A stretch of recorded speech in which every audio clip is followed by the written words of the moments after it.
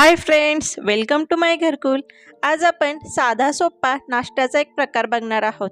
त्यासाठी मी इथं एक वाटी तांदळाचं पीठ घेतलं आहे. तांदळाला स्वच्छ धुवून घरात सुकून गिरणीतनं दळून आणले. इथं मी इंद्रायणी तांदळाचं पीठ वापरले, त्याची चव जरा चांगली लागते. आता यात आपण आपल्या आवश्यकतेनुसार मीठ घालणार आहोत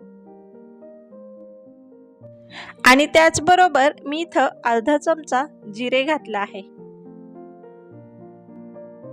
बऱ्याच वेळा इन्स्टंट असा नाश्ता बनवण्यासाठी दही किंवा ताक असे पदार्थ वापरले जातात, परंतु आज आपण फक्त पाणी वापरून हा नाश्त्याचा प्रकार बघणार आहोत. तर मी इथं एक वाटी तांदळाचं पीठ घेतलं आहे, तर त्यात मी 2 वाटी पाणी घालणार आहे आणि आपल्याला याचं हे मिश्रण भिजवून घ्यायचं आहे. पाणी घातल्यानंतर याला व्यवस्थित मिक्स करून आपल्याला घ्यायचं आहे. फक्त याच्या गुठळ्या होणार नाहीत याची काळजी घ्यायची. इथं मिश्रण मला थोडं घट्ट वाटत आहे, त्यामुळे मी 1 वाटी पाणी आणखीन घालणार आहे. प्रत्येक तांदळावरती डिपेंड असतं की आपल्याला पाण्याची मात्रा किती लागेल, त्यानुसार कमी जास्त तुम्ही करू शकता.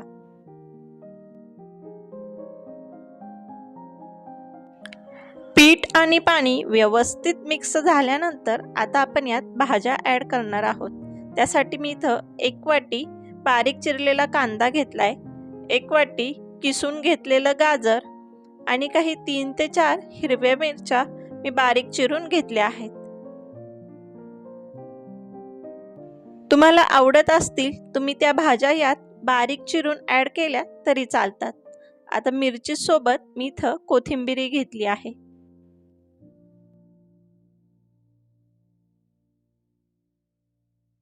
आता हे सर्व जिन्नस व्यवस्थित मिक्स करून घ्यायचे आहेत.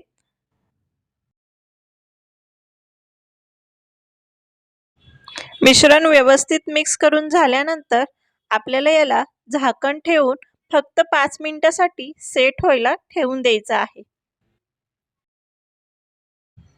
5 मिनिटानंतर इथं मी एक पॅन गरम करायला ठेवला होता. पॅन आपल्याला चांगला तापलेलाच हवा. त्यावरती थोडंसं तेल टाकून आपण हे पसरून घेणार आहोत. ही घावणे घालताना एक तर आपला पॅन कडक तापलेला पाहिजे व आपल्या गॅसची फ्लेम ही मीडियम टू हाय लेवलवरती असावी.